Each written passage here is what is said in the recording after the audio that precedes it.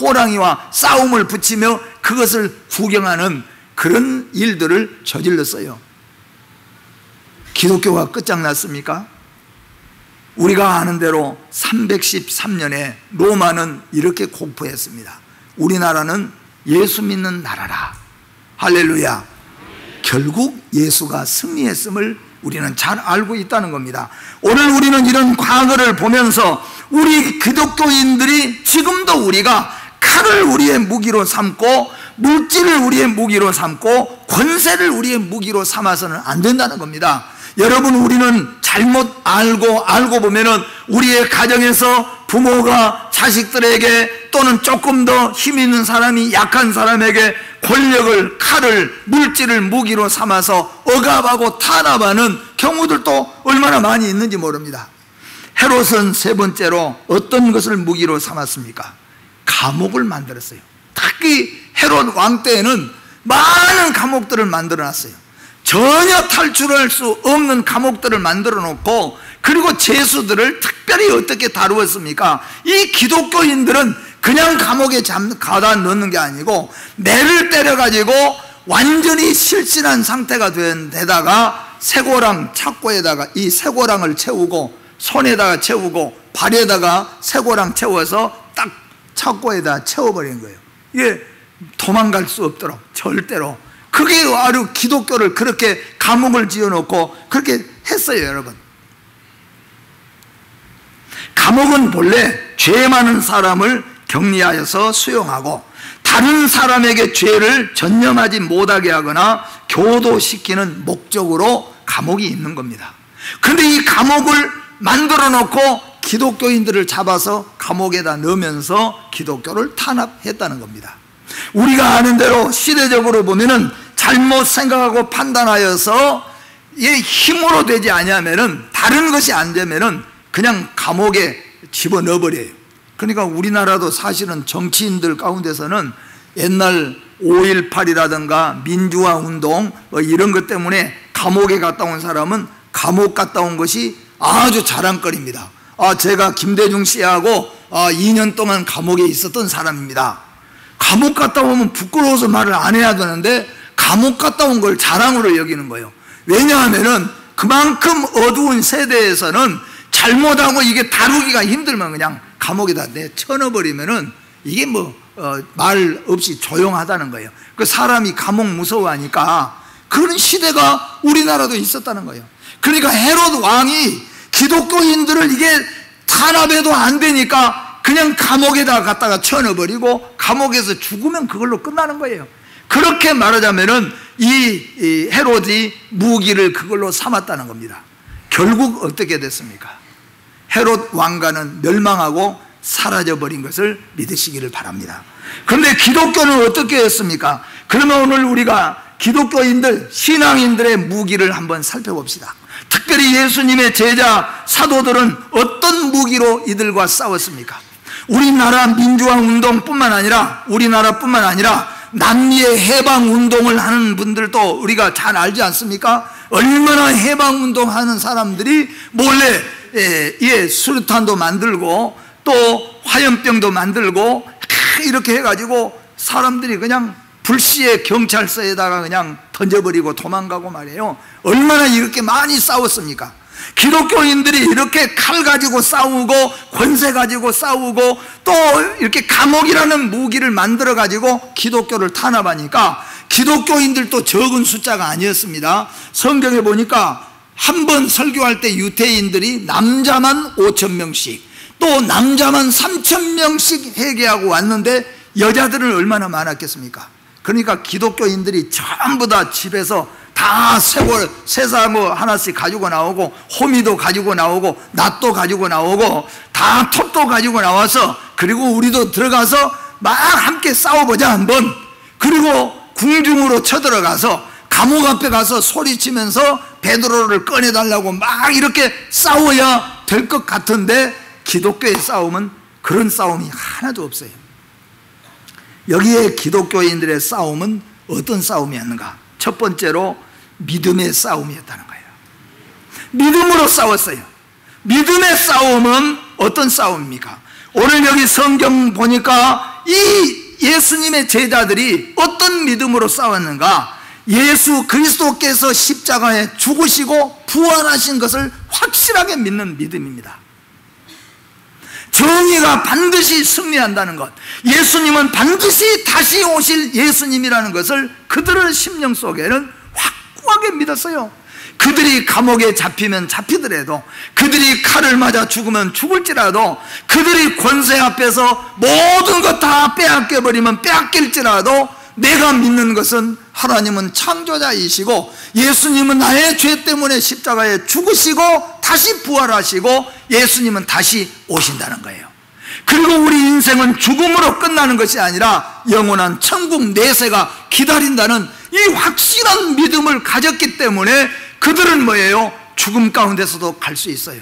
그런데 놀라운 것은 한 사람의 죽음으로 끝나버린 것이 아니라 한 알의 밀이 땅에 떨어져서 썩으면은 거기서 30배, 60배, 100배 열매가 나타나는 것처럼 진리는 그런 것입니다.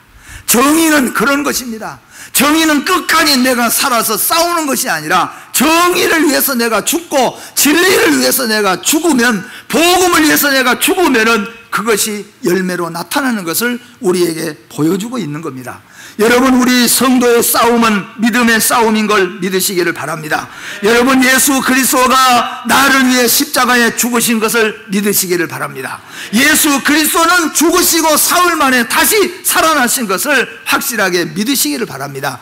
이 세상은 영원한 것이 아니라 반드시 우리 주님이 다시 오시고 우리는 죽음으로 끝나는 것이 아니라 영원한 내세가 기다리고 있는 이 믿음을 분명하게 가진 사람은 이런 칼과 권세의 싸움에서도 무릎 꿇지 않고 마지막까지 싸워 갈 수 있고 승리할 수 있다는 겁니다.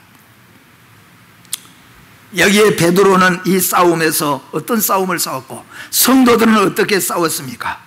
마태복음 28장 20절 말씀 보니까 내가 너희에게 분부한 모든 것을 가르쳐 지키게 하려라. 볼지어다 내가 세상 끝날까지 너희와 항상 함께 하시리라.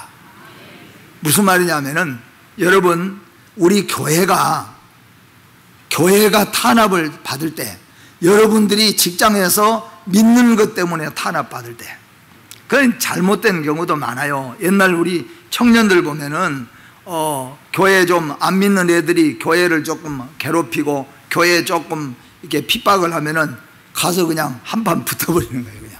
예. 근데 우리의 싸움은 그게 싸움이 아니라는 거예요. 우리의 싸움은 믿음의 싸움이라는 겁니다. 믿음으로 싸운 거예요. 어떤 믿음으로 싸웁니까? 하나님이 살아계신 것을 믿는 거죠. 여기 성경이 약속한 대로 하나님이 우리와 함께 하신 것을 믿는 겁니다. 여러분, 하나님께서, 우리 주님께서 교회와 함께 하신 것을 믿으시기를 바랍니다. 그래서 우리가 교회와 함께 하신 것을 믿고 교회를 위해서 내가 죽을 때, 교회를 위해서 내가 죽기로 작정할 때 하나님이 교회를 지켜주시고 하나님이 교회와 함께 해주시는 거예요. 우리 하나님의 교회가 세상이 보호해 주셔서 세상이 지켜주어 가지고 교회가 존재한 거 아닙니다. 세상은 교회를 끊임없이 핍박했어요. 세상은 교회에서 예수 믿는 사람을 죽이기도 했습니다. 그러나 믿음이 결국에는 승리한 것을 믿으시길 바랍니다. 그래서 우리 기독교인의 믿음의 싸움, 믿음의 무기는 사랑과 오래 참음인 것을 믿으시기를 바랍니다. 반드시 교회는 주님이 함께 하시며 반드시 교회는 승리한다는 겁니다. 이런 싸움으로 승리하시기를 주의 이름으로 축복합니다. 또 뿐만 아니라 신앙인의 무기는 말씀과 기도인 것을 믿으시기를 바랍니다. 우리 교회가 말씀에서 떠나버리면요 30만 명, 50만 명이 모여도 교회는 힘을 잃어버리고 마는 거예요. 그런데 교회는 분명히 몇 사람 된다고 할지라도 말씀 안에 있으면, 그리고 기도하면은 반드시 승리할 수 있다는 것을 확실하게 믿으시기를 바랍니다. 예수님의 제자들이 왜 승리했습니까? 예수님의 제자들이 왜 복음을 끝까지 전했습니까? 그 무서운 칼 앞에, 그 무서운 권세 앞에, 그 무서운 감옥 앞에서도 끝까지 복음을 전할 수 있었던 이유가 무엇입니까? 예, 말씀과 기도인 거예요. 하나님 말씀 붙잡고 기도하는 거죠. 그래서 옛날부터 부흥사들이 이렇게 말하잖아요. 말씀을 붙잡고 기도하라. 그냥 기도하는 게 아니라 말씀을 붙잡고 기도하라는 겁니다. 여러분, 힘들고 어려울 때, 신앙 때문에 핍박이 오고 환난이 올 때, 어떤 때는 그렇잖아요. 우리 학생들은 학생들 나름대로, 사회생활하면 사회생활 나름대로 신앙생활 좀 잘해야 되는데, 그건 누가 어떤 기관이 나를 핍박하거나 어떤 사람이 나를 핍박한 게 아니라 자연 환경이나 우리 문화 문명이 우리로 하여금 신앙생활을 해서 자꾸 잘 못하도록 만든다는 거예요. 그런데 그럴 때 우리는 이 말씀을 기억해야 된다는 겁니다. 하나님의 말씀 안에 살아야 승리라는 겁니다.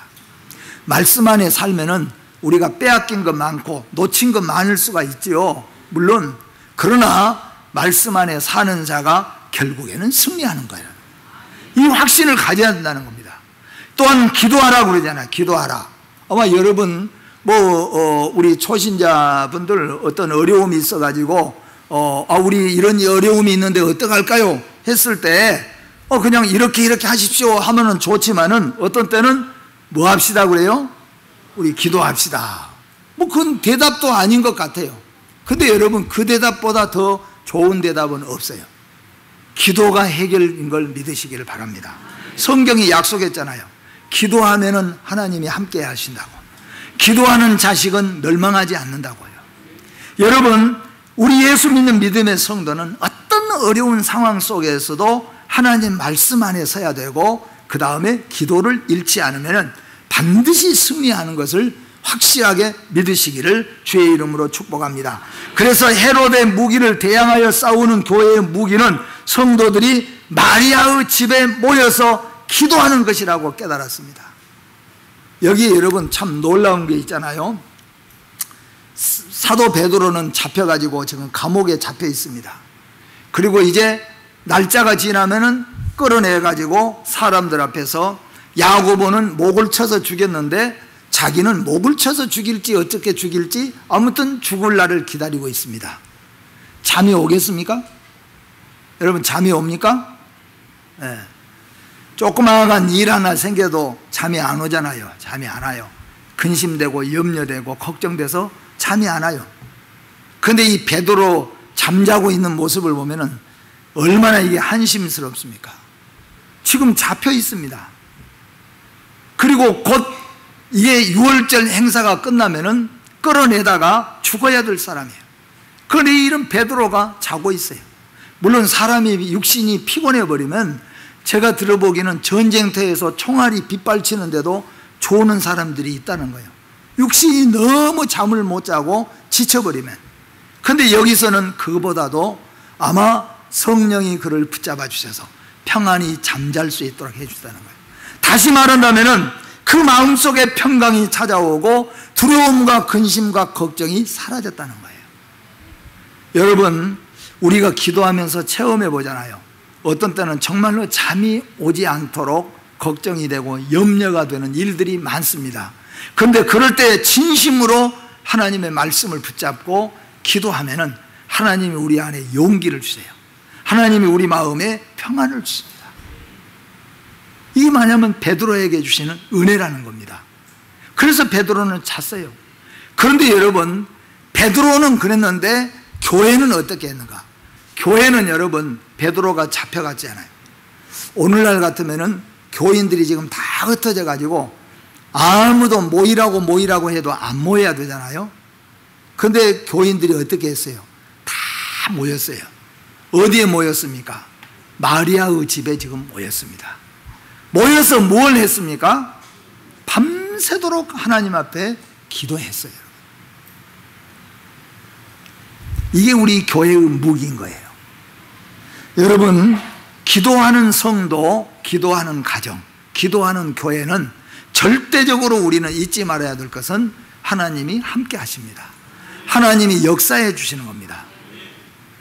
이게 헤롯이 바라볼 때 한편은 모여서 기도하고 있고 베드로는 잡아서 옥에다가 가둬가지고 쇠고랑을 채워놨습니다. 누구 기도한다고 무슨 일이 일어나느냐? 아무 소용이 없어요. 그런데 하나님이 그날 밤에 누구를 보냈습니까? 천사들을 보냈어요. 천사들을 보냈는데 옥문이 열려졌어요. 천사가 베드로의 옆구리를 자고 있는데 옆구리를 치는 거예요. 자다가 놀랬는데 천사가 일어나라, 그리고 빨리 나가거라. 천사가 그렇게 다 해줬다는 거예요. 그리고 이 교회는 다 같이 기도하고 있습니다. 베드로가 옥에 갇혀있어 쇠고랑을 차고 있고 곧 죽어야 될 베드로가 풀려났어요. 하나님이 천사를 통하여서 풀어진 걸 믿으시기를 바랍니다. 여러분, 우리가 하나님 앞에 기도할 때 하나님은 모든 것의 주권자입니다. 하나님은 때로는 이스라엘 백성들에게 우리가 어떻게 해서 무엇을 먹어서 우리가 고기를 먹을 수 있느냐고 했을 때 하나님께서 홍해바다에 동풍을 불어서 홍해바다에 날아다니는 모든 메추라기 떼를 이스라엘 진영에다 다 떨쳐놓았어요. 하나님은 우리가 기도할 때 천사를 통하여 역사하신 것을 믿으시기를 바랍니다.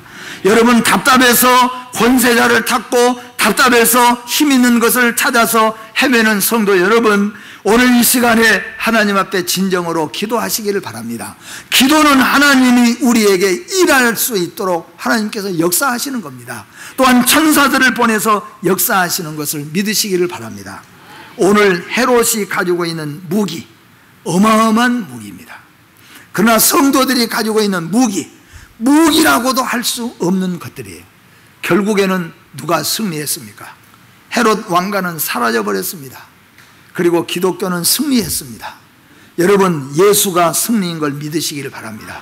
믿음이 승리인 걸 믿으시기를 바랍니다. 하나님 앞에 말씀 붙잡고 기도하는 것이 결국에는 그런 성도, 그런 가정이 많이 벌어놓는, 그리고 말씀 마음대로 말씀 어거하면서 살고 기도하지 않으면서 벌어놓고 침 매체해 놓은 그런 가정보다도 진실하고 성실하게 하나님 앞에 가정에서 예배드리고 말씀대로 살아가는 그런 약해 보이는 가정이지만 결국에는 그하고 복된 가정이라는 것을 확실하게 믿으시고 성도들의 무기를 바로 가지고 살아가시는 여러분과 가정들 되시기를 주님의 이름으로 축복합니다. 기도하겠습니다.